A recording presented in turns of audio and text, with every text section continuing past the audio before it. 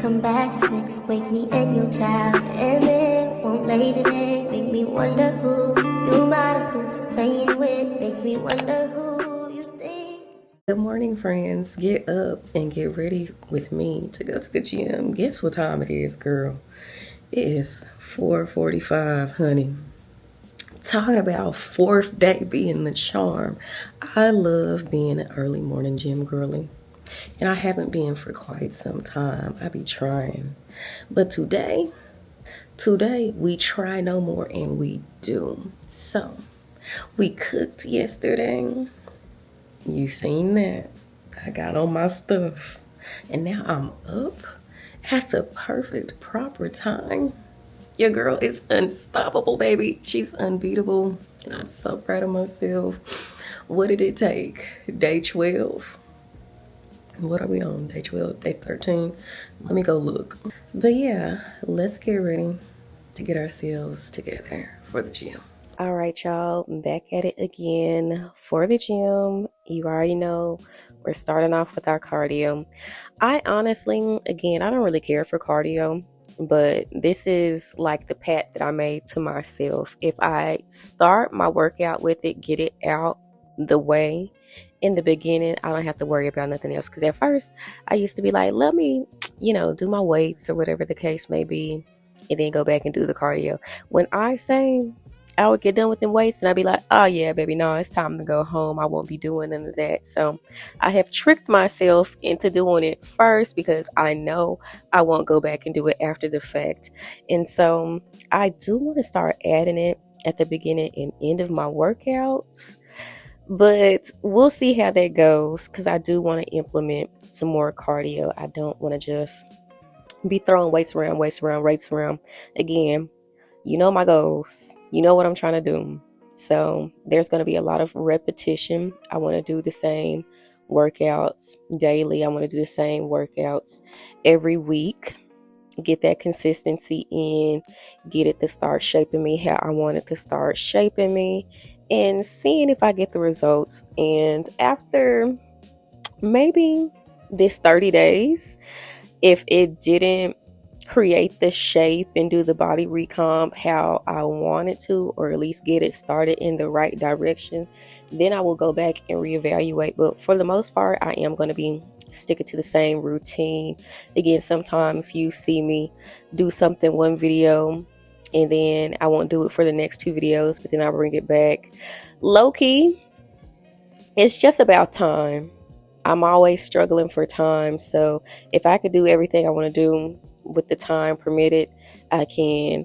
If I don't have the time permitted, I just take and do what's, most important to me. My major staples, like I know I want to do something for core, so I have to do something for core every time. I have to do something for my legs every time. I have to do something for my back every time. And sometimes I like different movements on different machines. So sometimes I'm just going based off of what my body feels like it needs, if that makes sense as well. And this is new. I saw somebody do it on like this on TikTok. I usually do it the other way, as my chair on the shoulders, that kind of way. But I don't know, I kind of like this way more. And I'm taking this from Miss Easy, except I put a little booty band on mine. I've been trying to do a lot of lateral lunges and squats and whatever the case may be, because they say it helps with hip dips, and I absolutely do have hip dips. So I'm trying to get that thickness, that roundness, that plumpness, and feel those sides in, because guess what?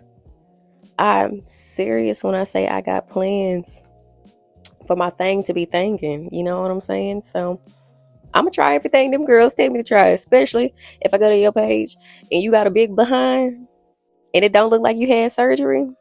Like you for real got your little progress pics and you was really in the gym with it for real. I'm going to listen to you, girl. So I don't know. I done stumbled across the big booty girls on TikTok that actually did the work to get their big booty. So whatever you say, my big booty queen, whatever you say, I will do what you tell me to do. And again, next week, I do plan on upping it on weights. Let's get this power in the muscle. And here's what the meal prep dish has been looking like, the finished product, if you were interested in seeing that. Hello, friends. Welcome back to another day. Before I get into the journal prompt, I want to go back to that attachment style book and bring up a certain subject. And one of the subjects I want to bring up is dependency. And I want to bring that up because, unfortunately, avoidance and anxious attract one another. They have two opposite goals, but yet they are always attracting one another. And I am hoping that if I read this section to you and help you understand the push-pull dynamic of anxious and avoidance a little bit more, maybe you could save yourself, maybe you can figure out how to fix it or whatever the case may be. But we're going to talk about dependency. Again, anxious, we are more into closeness with our partner. Not to say it doesn't scare us, but when we are scared, it makes us run to our partners more versus an avoidant. They are scared of the closeness and they will run from us. And closeness isn't a bad thing. I think everything in moderation is important, it's healthy, but it's not a bad thing, a scary thing, how they feel it is based off the trauma and things that they've received in their life in their childhood. But let's get into this. Dependency is not a bad word. A few years ago, on a TV reality show that features couples who raced against each other around the world and performed challenging tasks, Karen and Tim were the show's dream couple. Beautiful, sexy, smart, and successful. In the face of the various challenges they encountered, intimate details about their relationship emerged. Karen wanted to get married, but Tim was reluctant. He valued his independence, and she wanted to get closer. At certain high pressure moments during the race, and often after an argument, Karen needed Tim to hold her hand. Tim was hesitant to do so. It felt too close, and besides, he didn't want to succumb to her every whim. By the last show, Tim and Karen were leading the race. They almost won the big cash prize, but at the finish line, they were beaten. When they were interviewed for the season finale, they were asked if, in retrospect, they do anything differently. Karen said, "I think we lost because I was too needy. Looking back, I see that my behavior was a bit much. Many times I needed Tim to hold my hand during the race. I don't know why it was important to me, but I've learned a lesson from that and I've decided that I don't need to be that way anymore. Why did I need to hold his hand so much? That was silly. I should have just kept my cool without needing this gesture from him." Tim, for his part, said very little. He said, "The race in no way resembled real life. It was the most intense experience I've ever had. During the race, we didn't even have time to be angry with each other. We just dashed from one task to the next." Both Karen and Tim neglected to mention an important fact. Tim got cold feet before a joint bungee jump challenge and almost quit the race. Despite Karen's encouragement and reassurance that she too would be jumping with him, he just wouldn't do it. It reached to the point that he took off all his gear and started walking away. Finally, he mustered the courage to take the challenge after all. Because of that particular hesitation, they lost their lead. Attachment theory teaches us that Karen's basic assumption that she can and should control her emotional needs and soothe herself in the face of stress is simply wrong. She assumed that the problem was that she was too needy, but research findings support the exact opposite. Getting attached means that our brain becomes wired to seek the support of our partner by ensuring their psychological and physical proximity. If our partner fails to reassure us, we are programmed to continue our attempts to achieve closeness until they do. If Karen and Tim understood this, she would not feel ashamed of needing to hold his hand during the stress of a nationally televised race. For his part, Tim would have known that the simple gesture of holding Karen's hand could give them the extra edge they needed to win. Indeed, if he knew that by responding to her need early on, he would have had to devote less time to putting out fires caused by her compounded distress later, he might have been inclined to hold her hand when he noticed that she was starting to get anxious instead of waiting until she demanded it. What's more, if Tim was able to accept Karen's support more readily, he would probably have bungee jumped sooner. Attachment principle teaches us that most people are only as needy as their unmet needs. When their emotional needs are met, and the earlier the better, they usually turn their attention outward. This is sometimes referred to in attachment literature as dependency paradox.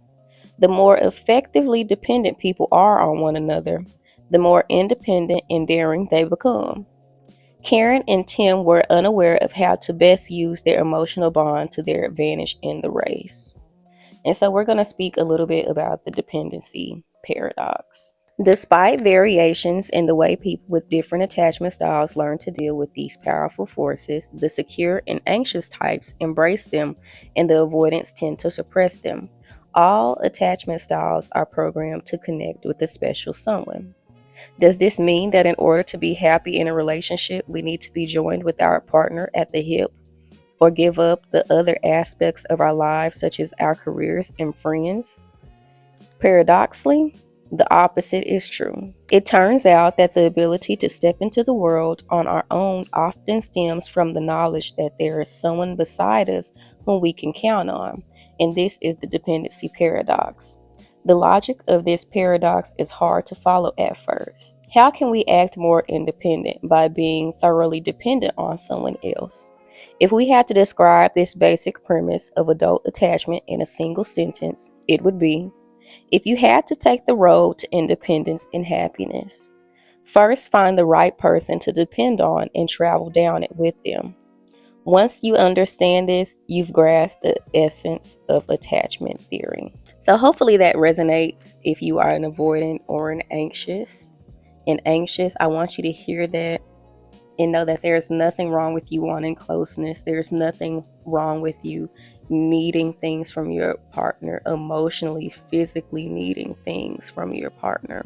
And for the avoidance, I want you to know that it is okay to rely on people. It is okay to have these needs, want people around, and not run away from them. Once you get past the side of this is so scary, I can't do this, I can't handle this, and you stop being at the point of consistently wanting to push people away, you might find that it's safer. And you will become your best self, your strongest self, your most independent self once you see you finally have someone or something real you can rely on. So I hope that resonates with someone and we can move on to the journal prompt. All right, I am doing the self-love journal again, the ABC book, and I am going to pick R. I feel like this one is really resonating with me as I am attempting to find my routine and my schedule, and each day and each week it's getting better. I'm having more time to do X, Y, and Z. When I am getting up on time, I got up on time today. Okay, so let's read R. R is for rest. In a culture where busyness is prized, rest is the ultimate affront. We spend the bulk of our conversations talking about everything we have to do, wearing our tightly packed schedules like a badge of honor. We fill every ounce of the empty space with our phones, mindlessly scrolling through Instagram, taking pictures that will get uploaded to a cloud we'll never visit, reading articles that only reinforce our collective obsession with feeling doomed. Rest is now a four-letter word. It's uttered with shame when it's uttered at all. I didn't get anything done today, we laminate.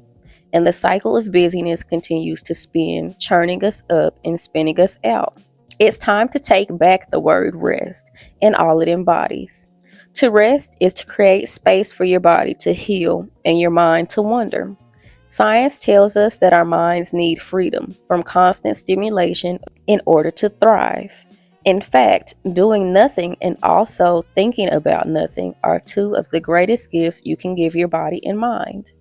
It may seem counterintuitive given our obsession with productivity, but doing nothing is the fastest way to revive yourself and actually get somewhere beyond the hamster wheel of your life.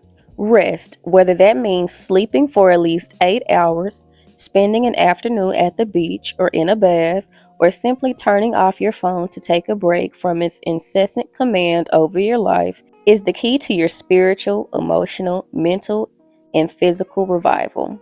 Don't believe me? Give it a rest and see how you feel. So today's self-love action is schedule in some rest this week, the same way you'd schedule a business meeting, workout class, or doctor's appointment. Schedule 3 periods of short rest, 1 hour or less, and 2 periods of long rest, 2 hours or more. This is in addition to the time you spend sleeping at night. During these periods of rest, avoid technology as much as you can and let your brain reset from all the digital commotion. Remember, doing less does not make you worthless. Rest schedule. So there is a schedule in the book: Monday, Tuesday, Wednesday, Thursday, Friday, Saturday, Sunday. And she wants you to schedule rest time. So actually, today is Thursday. I am going to schedule my rest time during my lunch time between 1 and 2, because this is pretty much the last thing that I do as far as my vlogging goes. And again, I got up on time and did everything that I needed to do. So after I'm done with this, the rest of the day is mine, besides the things that I have to do for work and the chores. But as far as sitting in front of the camera and editing and whatever the case may be, I've already edited the vlog that was posted today, and then this video will be posted tomorrow. So I have plenty of time. So I am going to use my hour maybe for a nap, um or whatever rest looks like. There is a hobby that I've kind of been wanting to do today, whether it be coloring or crocheting. So I will take that time and use it. And then I am off tomorrow, Friday. I'm going to a concert,